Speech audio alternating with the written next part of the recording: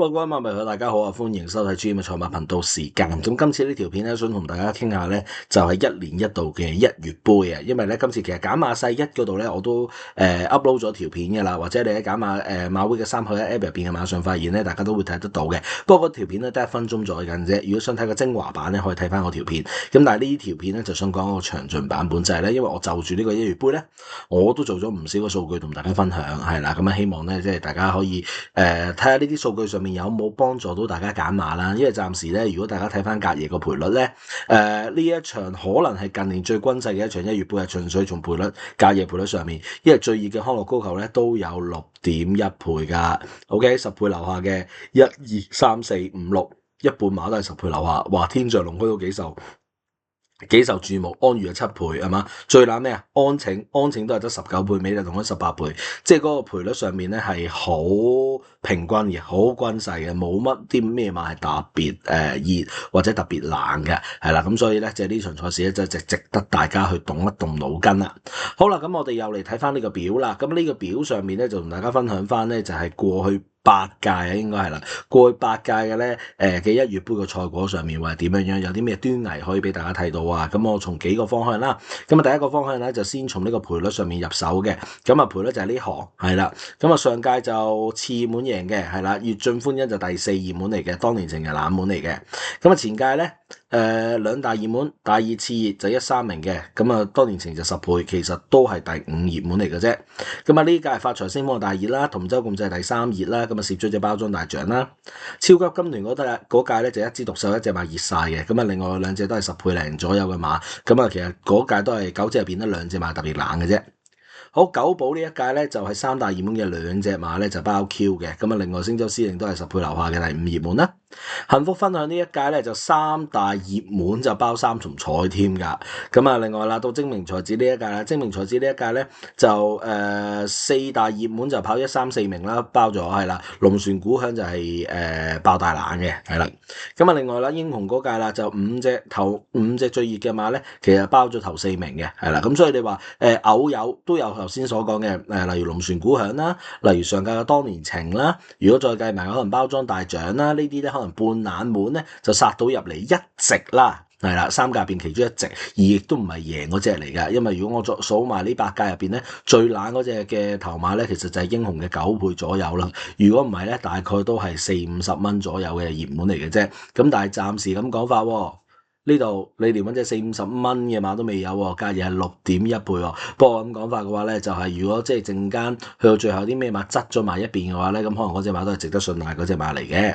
好啦，咁第二樣係咩咧？第二樣咧就係嗰個我唔想講嗰件事係咩咧？我唔想講就係嗰個副榜啦，係啦，因為呢度都提一提啦，係啦，我認為個副榜係冇乜意思嘅。係啦，因為成日都話輕寶馬好着數咁啊，我攞越進歡欣嗰屆贏嗰屆嚟計啊，係啊3隻117話樓下，咁但係你要留意下嗰屆究竟有幾多隻馬係咩120磅樓下得㗎，係嘛？通常一屆係得1、2隻特別高分嘅馬咧，扯高晒個磅位嘅，咁所以你話哎呀133啊135啊頂波馬好蝕底啊，其實你每一屆都係講緊嗰1、2隻，而嗰1、2隻咧其實都唔係咩飛馬嚟嘅，即係咁講法。例如你如果叫做重波馬你就唔要嘅，咁啊上屆一定做唔到呢條 Q 啦，我只能夠話係啦。如果你要睇一睇嘅話，即係攞翻嗰個 pattern 嚟去睇法嘅話，咁我咁講法啦。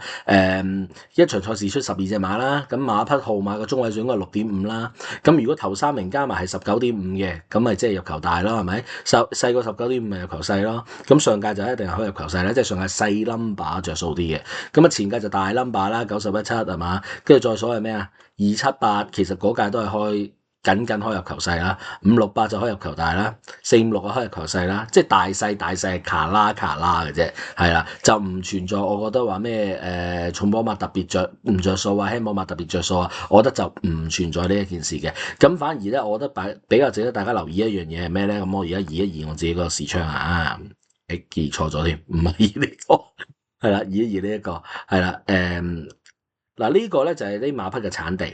係啦，我發覺咧北半球馬係着數啲嘅，係啊，相對計上屆就川 Q 啦，北南北係嘛，4隻入邊3隻，咁啊呢一屆咧就3隻入邊2隻北南北，係啦，咁啊，發財先鋒嗰屆咧得3隻北半球馬嘅啫，咁啊得一隻跑第3，咁嗰屆算係最差嘅北半球馬，係啦，就南北嘅開，係啦。咁呢一屆超級軍團嗰屆咧，就除咗贏嗰隻之外，頭4名3隻都係北半球馬嚟嘅。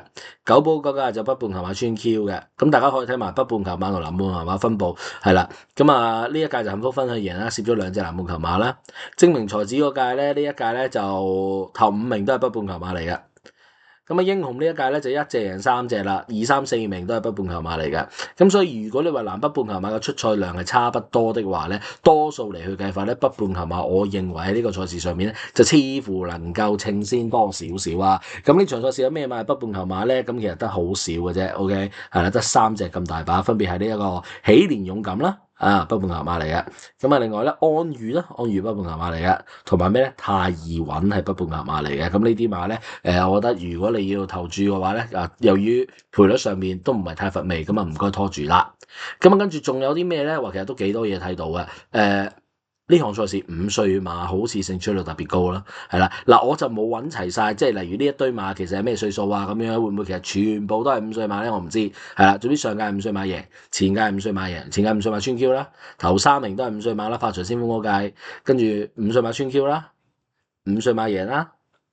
嗱呢一屆幸福分係6歲嘅，協霸神都係輸嘅。嗱嗰屆我哋又賭協霸神區，我好記得。精明才子嗰場應該係5歲嘅，我唔敢完全肯定，因為未去揾翻啲資料。英雄嗰年就一定係5歲嘅，即係5歲馬咧係特別着數嘅，係啦。咁啊又嚟啦，今屆有邊隻馬係5歲馬咧？等等呢屆咧就5歲馬，嗱康樂高球係5歲咯。天象龍區係5歲咯，係啦，咁啊呢2隻就5歲嘅，係啦，咁啊但係都要留意一樣嘢咧，就係個蝕分問題啦。嗱，以往嚟去計法咧，我又移翻嚟俾自己先，係啊，方便大家睇。嗱，以往計法究竟蝕分馬有冇問題啦？超級軍團嗰屆係完全打面嘅，我咁講法，因為嗰屆咧就-15分、-19分嘅馬穿 Q 嘅，係咁啊！天象龍區而家要蝕幾多分去跑呢一場賽事咧？咁啊，天象龍區咧睇下先啊，應該就蝕10分嘅，要蝕10分嘅。咁啊，都如果要比啊，咁可能我覺得康樂高球可信啲啩，即係相對咁講法。咁啊，再嚟啦，哇！即係原來真係準備咗好多，係啦。咁啊，再準備到一樣嘢咧，就係咩咧？就係咧原來有位騎師咧喺跑呢一個1月杯咧係特別犀利嘅。咁啊，如果頭先一路有掃開，你見到你知噶啦。其實嗰個就係巴道。其實巴道唔知點解咧，喺呢場賽事經常性都執到好馬啦。又或者就算佢執嗰隻馬唔係話真係好孭飛嘅，係啦，唔係話真係實力好強嘅。例如其實上屆135好多人都唔願意信葉進歡欣嘅啦，係咪？嗱，上屆巴道跑第2嘅，嗱前屆係贏噶，再數啊，同洲共濟第3嘅7倍半，歡欣福星14倍係第2嘅。嗱呢屆差啲噶啦，協霸神區8.4倍跑第4嘅，咁啊最差係呢一屆啦，精明才子完全冇飛咁滯噶啦 ，OK 第7熱門嚟噶啦，咁呢一屆跑得差啲啦，咁啊再之前精明才子係贏噶，咁再之前咧達羅素係跑第3嘅，咁我甚至乎再揾多屆咧，佢其實中環大地佢第一次跑1月杯咧，佢都係跑第2嘅，即係巴道跑呢個賽事咧係特別勁嘅，甚至乎應該咁講，巴道其實跑級制賽都特別醒神啦，大家都發覺啦，係嘛？係啦，咁咧所以呢場賽事上面咧，咁啊大浪淘現啊巴道騎，我又係覺得啦，其實有幾隻馬，即係如果咁講法，你買嗰啲咩4連華4唔彩，似乎咧就應該幾隻馬都要包啦。頭先我講啦，北半球馬喜連勇敢啦，係嘛？安裕啦，太易穩啦，係嘛？咁啊，然後巴道嘅座騎大浪淘田啦，跟住5歲馬特別着數啊嘛，咁啊康樂高球啦，咁啊呢度可能揀咗5隻 ，OK， 你唔信且要埋天象龍區咁啊6隻，咁啊6隻嘅話單天係20注咯，係咪？4連環咁啊，睇下你揸唔揸膽啦，咁啊都可以攞嚟參考下嘅 ，OK， 咁啊今次賽事咧嘅提供俾大家，又唔叫提供嘅，即係俾大家參考嘅資訊咧就係咁多啦。咁啊有興趣嘅朋友咧，嗱我都出咗 post 嘅啦，咁啊如果要睇翻我嘅減碼世一期餘場次嘅心水咧，可以撳翻呢條 link 啦，或者馬上發現入邊咧揀翻減碼世一咧，就會揾到我自己個乜頭嘅。通常撳入去係點嘅樣嘅咧？